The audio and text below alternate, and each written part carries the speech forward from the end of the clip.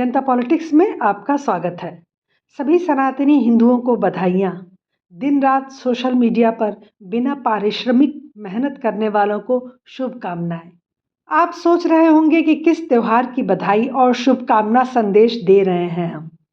ये देश से सेकुलरिज्म के खात्मे की, हिंदुओं के दोयम दर्जे स्टेटस के खत्म होने की, सेकुलर खेमे में बम विस्फोट की बधाइयाँ हैं।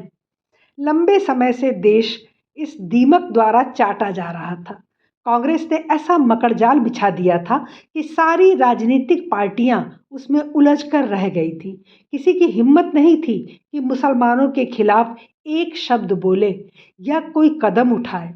चाहे जितना वो देश में जिहाद फैलाए या पत्थरबाजी करें, कोई मुंह खोलने को तैयार नहीं था।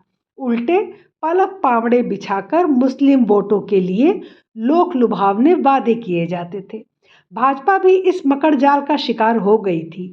हजारों करोड़ की खैरात मोदी सरकार में मुस्लिम समुदाय के लिए बांटी गई। अनेक सुविधाएं और मुफ्त स्कीमों से उन्हें लुभाया गया, जिसे देख देख कर हमारे आप जैसे सनातनी हिंदू कुढ़ कर रह जा रहे थे। बहुत बार तो लोग भाजपा के विकल्प की चर्चा भी करने लगे थे। किसी कट्टर हिंदू को देश की बागडोर सौंपना चाहते थे, जो सिर्फ हिंदुओं के लिए सोचे और करे।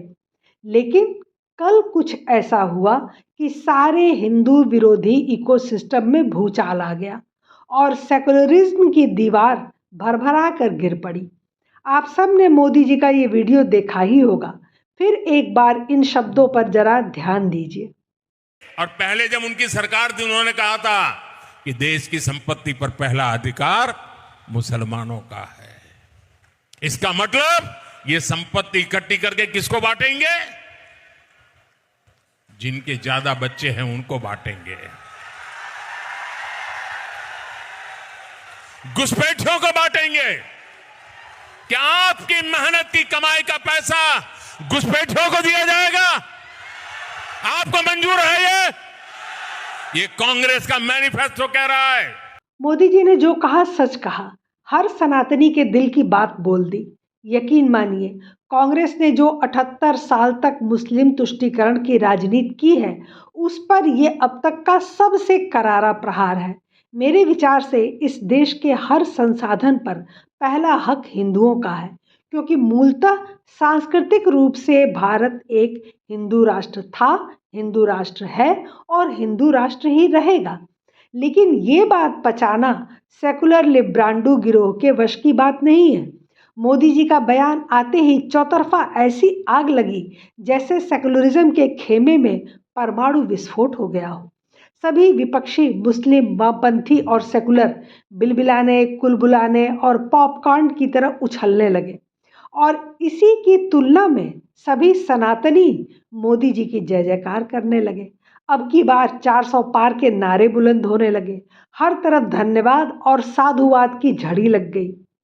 सोचिए, बीते 10 साल में देश कितना बदल गया है कि पहले मंच से खड़े होकर देश के संसाधनों पर मुसलमानों का पहला अधिकार ताल ठोक कर बोल दिया जाता था, जबकि आज उसकी याद दिला देने भर से पूरे इकोसिस्टम में आग लगी हुई है। मुसलमानों का वोट अपनी बपौती मानने वाले आज उसका वोट तो चाहते हैं, लेकिन साथ में खड़े दिखना नहीं चाहते, क्योंकि देश की राजनीति में ये पहला दौर है जब ऐसी पार्टियों को हिंदू वोट की भी चिंता हो रही है। इकोसिस्टम का पॉपकॉर्न की तरह उछलना ही सबसे बड़ा प्रतीक है हिंदुओं के वोट की कीमत बढ़ने का। तो चलिए पहले कुछ दिलजलों की आहें देख लिया जाए, फिर इस विषय की गंभीरता पर चर्चा करते हैं। मोहम्मद जुबैर, जिसे लोग क्लिप कटुआ भी कहते हैं, उसने लिखा कि अगर देश का प्रधानमंत्री 20 करोड़ मुसलमानों के लिए ऐसी भाषा इस्तेमाल करता है, तो टी राजा, यति नरसिंहानंद, प्रज्ञा ठाकुर जैसे लोगों से आप इससे बेहतर क्या उम्मीद कर सकते हैं। इससे अब कई अन्य लोगों को सीधे तौर पर मुस्लिम समुदाय के खिलाफ खुलकर बोलने की हरी झंडी मिल जाएगी। प्रियांक खड़गे, कांग्रेस अध्यक्ष के सुपुत्र, कहते हैं कि मोदी ने न केवल भारत के प्रधानमंत्री की गरिमा को कम किया है, बल्कि एक इंसान होने की गरिमा को भी कम किया है। मैं एक प्रधानमंत्री को ऐसी गंदी बातें बोलते हुए सुनकर काफी हैरान और निराश हूँ। जल्द ही हमें पता चल जाएगा कि चुनाव आयोग क्या वास्तव में एक स्वतंत्र संवैधानिक निकाय है। मतलब चुनाव आयोग को इस बयान के लिए एक्शन लेना चाहिए। सुपुत्र के बाद पिताजी को भी सुन लीजिए। आज मोदी जी के बौखलाहट भरे भाषण से दिखा कि प्रथम चरण के नतीजों में इंडिया जीत रहा है। इन्हें अभी भी ख्वाब में छींचड़े ही दिखाई दे रहे हैं। मोदी जी ने जो कहा वो हेट स्पीच तो है ही, ध्यान भटकाने की एक सोची समझी चाल है। प्रधानमंत्री ने आज वही किया जो उन्हें संघ के संस्कारों में मिला है। सत्ता के लिए झूठ बोलना, बातों का अनर्गल संदर्भ बनाकर विरोधियों पर झूठे आरोप मढ़ना, यह संघ और भाजपा के प्रशिक्षण की खासियत है। भारत के इतिहास में किसी भी प्रधानमंत्री ने अपने पद की गरिमा को इतना नहीं गिराया जितना मोदी जी ने गिराया है। रवीश कुमार को सुनना तो जरूरी है ही। प्रधानमंत्री का बयान बता रहा है कि उनकी राजनीति विकास का केवल ढोंग करती है। उनकी राजनीति केवल सांप्रदायिक नफरत की बुनियाद पर खड़ी है। 10 साल बाद भी वे एक भाषण बिना मुसलमान, मुस्लिम लीग और मछली के नहीं दे सकते। यह बहुसंख्यक वर्ग का भी अपमान है। ऐसा लगता है प्रधानमंत्री बहुसंख्यक को भी इसी लायक समझते हैं। उसके बच्चे बेरोजगारी से मरते रहेंगे, प्रधानमंत्री उन्हें मुसलमान मुसलमान सुनाते रहेंगे। अफसोस। जुबैर ने एक और पोस्ट डाली। प्रधानमंत्री मोदी का यह भाषण कुछ और नहीं बल्कि डराने वाला, इस्लामोफोबिक और गलत सूचना देने वाला है। उन्होंने अप्रत्यक्ष रूप से मुसलमानों को घुसपैठिया कहा है। मुसलमानों को एक ऐसे समुदाय के रूप में संदर्भित किया है जिसके पास अधिक बच्चे हैं। और आरफा खानम तो अपना जख्म दिखाते घूमती ही रहती हैं। उस पर नरेंद्र मोदी, मैंने हमेशा ये ऑब्जर्व किया है पिछले 10 साल में कि वो जब उतरते हैं जब वो परेशानी में होते हैं, जब वो अपने सेफ जोन में जाना चाहते हैं तो बहुसंख्यकवाद की राजनीति करते हैं, जब वो सेफ जोन में जाना चाहते हैं तो हिंदू मुस्लिम की राजनीति करते हैं, जब उनको लगता है कि उनके पैरों के नीचे से ज़मीन खिसक रही है, उनके माथे का पसीना आप साफ तौर पर देख सकते हैं, तब वो सीधे तौर पर मंदिर पर आ जाते हैं, कश्मीर पर आ जाते हैं, मुसलमान पर आ जाते हैं, पाकिस्तान पर आ जाते हैं। लोगों ने इन्हें मुंहतोड़ जवाब भी दिया। अजीत भारती ने लिखा कि स्टालिन पुत्र से पेरियार की मूर्ति अवार्ड में लेने वाला जुबैर पेरियार और उदयनिधि दोनों के हिंदू घृणा से सने भाषणों को भूल गया। क्लिप कटुआ गिरोह को मोदी की स्पीच पर वैसे ही शांत रहना चाहिए था जैसे इस बार योजनाबद्ध रूप से रामनवमी में पिछले वर्षों की तरह वो दंगे न करके चुनाव मैनेज करने हेतु शांत थे। लेकिन पुरानी आदतें मरती नहीं। ये लोग घुसपैठियों और अधिक बच्चा पैदा करने वालों से इतनी सहानुभूति क्यों रखते हैं?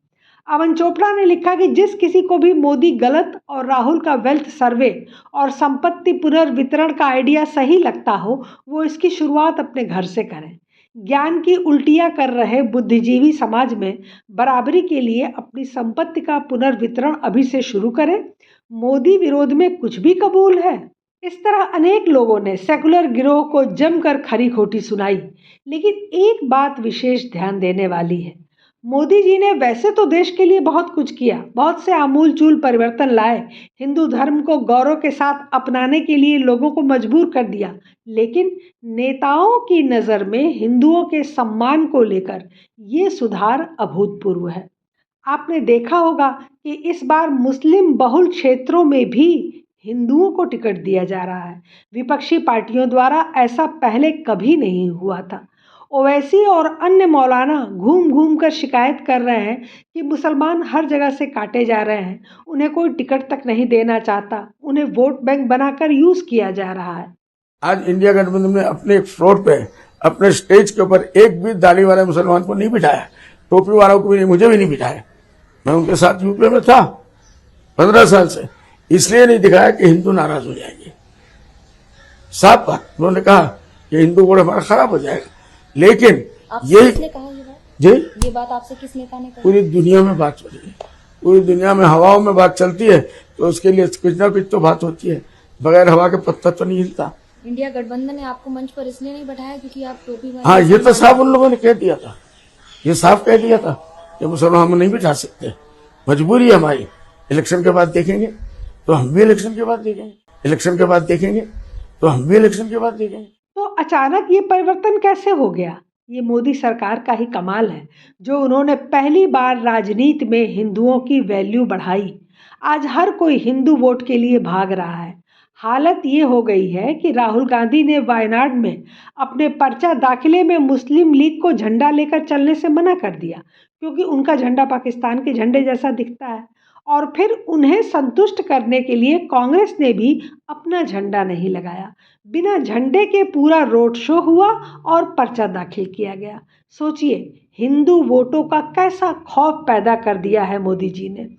सनातन धर्म पर उल्टा सीधा बयान देने वाले स्पष्टीकरण देते और सनातन की महिमा बताते घूम रहे हैं। हिंदुओं की वैल्यू अचानक से सारे राज्यों में ऐसी बढ़ी कि ममता बनर्जी की टीएमसी ने रामनवमी का जुलूस निकाल दिया। अब और कितने अच्छे दिन देखना चाहते हैं हम सब। ऐसी सैकड़ों छोटी बड़ी घटनाएं हुई हैं जिन्हें संकलित करके अलग से एक वीडियो बनाऊंगी। लेकिन एक बात तो साबित हो गई कि अगले 5 वर्षों में और 2029 के चुनाव तक असली सेकुलरिज्म भी आ ही जाएगा। ये आप देख लीजिएगा। हिंदुओं की पूजा अर्चना होगी चुनाव के समय, वो समय भी जल्द ही आने वाला है। आज कांग्रेस मोदी जी को गलत साबित करने के लिए जमीन आसमान एक कर रही है, लेकिन एक कड़वा सच और सैकड़ों प्रूफ मौजूद हैं जो बताते हैं कि ये सिर्फ मनमोहन सिंह का बयान नहीं है। सच्चर और रंगनाथ कमीशन के जरिए मुसलमानों को राष्ट्र के संसाधनों पर पहला हक दिलाने की कोशिश हो रही थी। एससी लिस्ट को मुसलमानों के लिए खोलने की कोशिश हुई, मुसलमानों को अलग से आरक्षण देने की कोशिश हुई, धर्मांतरण को आसान बनाने की कोशिश हुई। आज आप देखिए, पूरे देश में जिस प्रकार से ओबीसी में मुस्लिमों को आरक्षण दिया जा रहा है, उसी तरह एससी एसटी में लगातार उनको कांग्रेस घुसाने का प्रयास कर रही थी। और आज भी जहां उसकी सरकार है वहां वो मुस्लिम आरक्षण दे रही है। बाबा साहब ने आरक्षण सिर्फ हिंदुओं के लिए किया था। कांग्रेस ने कब संविधान को बदल दिया, किसी को पता नहीं चला। क्यों नहीं दलितों को आरक्षण मिल रहा है अलीगढ़ मुस्लिम यूनिवर्सिटी में। किसी मुस्लिम संस्थान में हिंदुओं के लिए आरक्षण नहीं है, लेकिन हिंदू शिक्षा स्वास्थ्य संस्थानों में मुसलमानों के लिए आरक्षण है। यह कहाँ से आया, कौन लाया इस तरह के नियम कानून? कांग्रेस, कांग्रेस और कांग्रेस। मुसलमानों का देश के संसाधनों पर पहला हक जैसे बयान देने के बाद ही कांग्रेस खेलने लगी। शेड्यूल कास्ट के लिस्ट में मुसलमानों को भी घुसाया जाए, मुसलमानों को सरकारी नौकरियों में अलग से 15% आरक्षण दिया जाए, ओबीसी आरक्षण को धर्म के आधार पर बांटकर मुसलमानों को 6% अलग दिया जाए, धर्म परिवर्तन करने पर भी उनका शेड्यूल कास्ट का दर्जा सुरक्षित रहे। रिटायर्ड चीफ जस्टिस और कांग्रेसी नेता सांसद रंगनाथ मिश्रा इसी दौरान अपनी रिपोर्ट में लिख रहे थे कि मुसलमानों में भी जाति है, इसलिए उनमें भी एससी माना जाए और एससी लिस्ट में उनको भी आरक्षण दिया जाए। ये भी सिफारिश की गई थी कि कोई एससी अगर धर्म बदलकर मुसलमान या ईसाई बनता है तो भी उसका एससी दर्जा बना रहे। रंगनाथ मिश्रा धर्मांतरण का रास्ता साफ करने की कोशिश कर रहे थे और सरकार की शह उनको हासिल थी। मनमोहन सिंह 3 नवंबर 2006 को मुसलमानों को सरकारी नौकरियों में आरक्षण की चर्चा छेड़ चुके थे। रंगनाथ कमीशन ने मुसलमानों को नौकरियों में 15% आरक्षण देने की सिफारिश की थी। ओबीसी के 27% से 6% काटकर मुसलमानों को देने की सिफारिश भी कांग्रेस द्वारा गठित इस आयोग में है।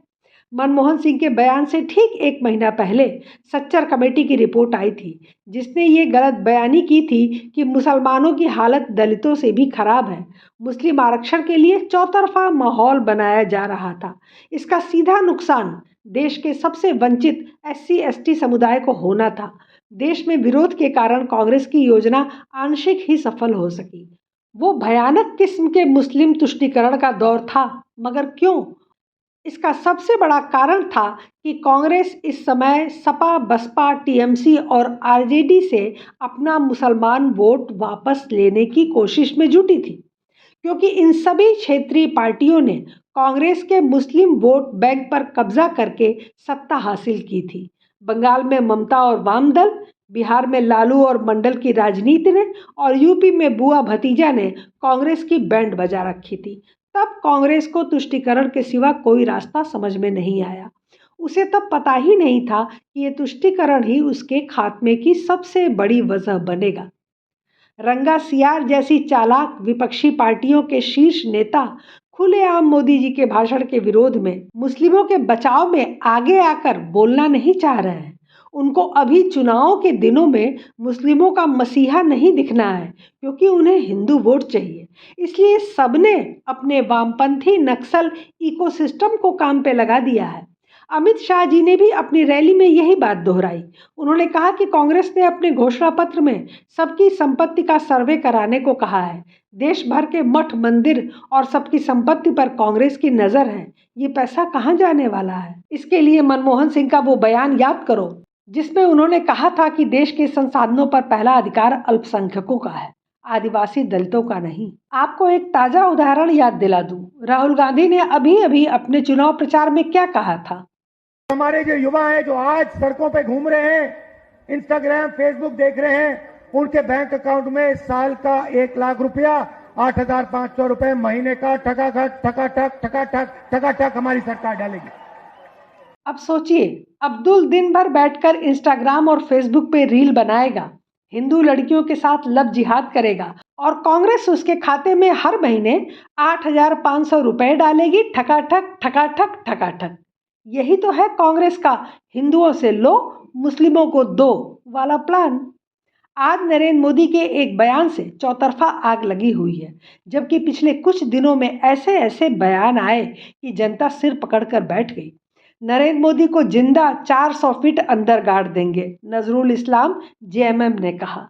सनातन धर्म डेंगू मलेरिया की तरह है, इसे खत्म करेंगे, उदयनिधि स्टालिन ने कहा। मोदी के आने से देश में आग लग जाएगी, राहुल गांधी ने कहा। मोदी आए तो देश का संविधान खत्म हो जाएगा, ओवैसी ने कहा। मुस्लिमों की नागरिकता छीन ली जाएगी, ममता बनर्जी ने कहा। हिंदू धर्म में जो शक्ति है उसको हम खत्म कर देंगे, राहुल गांधी ने कहा। देश में 2024 के बाद कभी चुनाव नहीं होंगे, ममता बनर्जी ने कहा। मोदी का कोई बच्चा नहीं है, कोई परिवार नहीं है, लालू यादव ने कहा। इतने विवादित बयान से लोकतंत्र खतरे में नहीं आया, लेकिन पीएम मोदी के एक सच्चे तथ्यात्मक बयान से लोकतंत्र खतरे में आ गया। सोचिए, ये विपक्षी देश को कहां पहुंचाना चाहते हैं। वोट देने वालों को बताइए, इनका असली चेहरा दिखाइए और उन्हें समझाइए कि जातिवाद से ऊपर उठकर देश हित में वोट करें, वरना भुगतने से उन्हें कोई नहीं बचा सकेगा। फिलहाल आज के लिए बस इतना ही। हमारे चैनल को सब्सक्राइब करें, लाइक करें और शेयर करें। अपने विचार हमें कमेंट बॉक्स में ज़रूर बताएं। धन्यवाद, नमस्कार।